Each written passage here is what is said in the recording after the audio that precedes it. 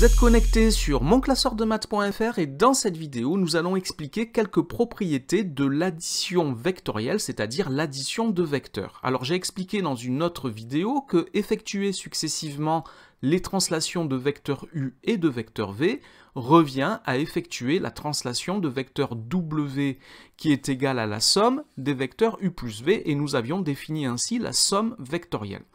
Alors si je prends deux vecteurs U et V, si je veux les additionner, il faut que je prenne un représentant de chacun de ces vecteurs tel que l'extrémité du représentant du vecteur U coïncide avec l'origine du vecteur V, du représentant du vecteur V, et j'obtiens ainsi le vecteur W qui est la somme des vecteurs U et V. Son origine est celle du vecteur U, son extrémité est celle du vecteur V.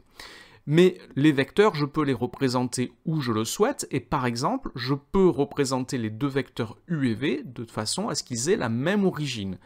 Ou encore, je peux représenter le vecteur U tel que son origine soit l'extrémité du vecteur V. Et là, je constate que ce que je viens de tracer là, ce que vous avez à l'écran en ce moment, c'est la somme vecteur V plus vecteur U. Ce qui signifie que vecteur U plus vecteur V, ce que j'avais au départ, est égal à vecteur V plus vecteur U. On dit que l'addition des vecteurs est commutative. On peut changer l'ordre des termes dans l'addition. Alors maintenant, on va considérer le cas où le vecteur U est l'opposé du vecteur V. Donc j'ai toujours un vecteur U, un vecteur V, mais le vecteur U est l'opposé du vecteur V, c'est-à-dire qu'il a la même direction, qu'il a la même norme, la même longueur, mais que leurs sens sont opposés. Alors on va appliquer la propriété des translations successives. On va tracer l'image du point A par la translation de vecteur V. J'obtiens un point B. Et maintenant, je vais tracer l'image du point B par la translation de vecteur U, c'est-à-dire par la translation de vecteur moins V.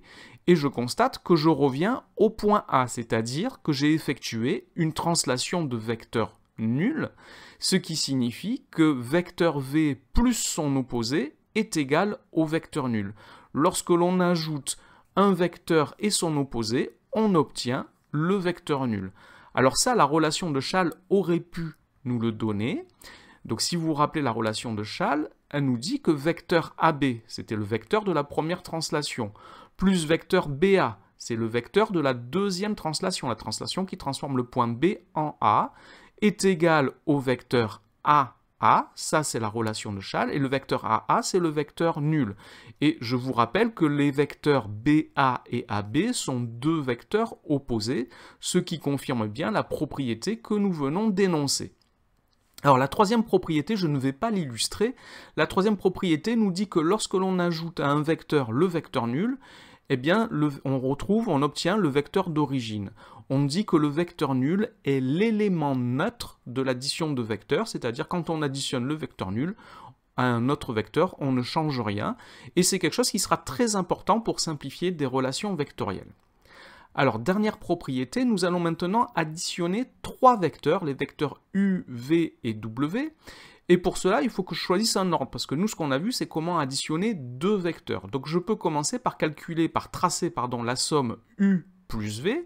Donc, je place le vecteur U et le vecteur V, ou des représentants du vecteur U et du vecteur V, tels que l'extrémité du vecteur U soit l'origine du vecteur V.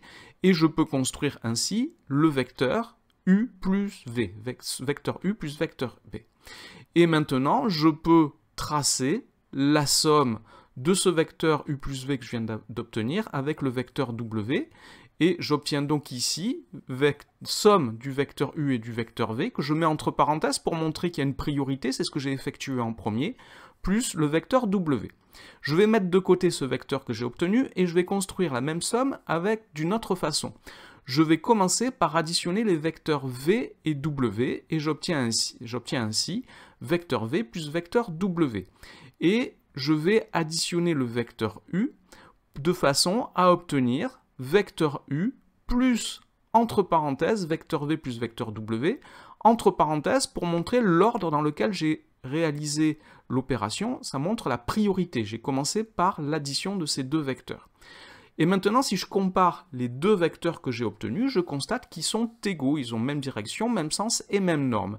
Cela signifie que ces deux vecteurs sont égaux, j'ai la relation vecteur u plus, entre parenthèses, vecteur v plus vecteur w est égal à, entre parenthèses, vecteur u plus vecteur v plus vecteur w. On dit que l'addition de vecteurs est associative. Voilà donc pour ces propriétés sur les vecteurs. Cette vidéo est maintenant terminée. Merci de l'avoir regardée. N'oubliez pas de lui donner un j'aime et de vous abonner à la chaîne. Au revoir.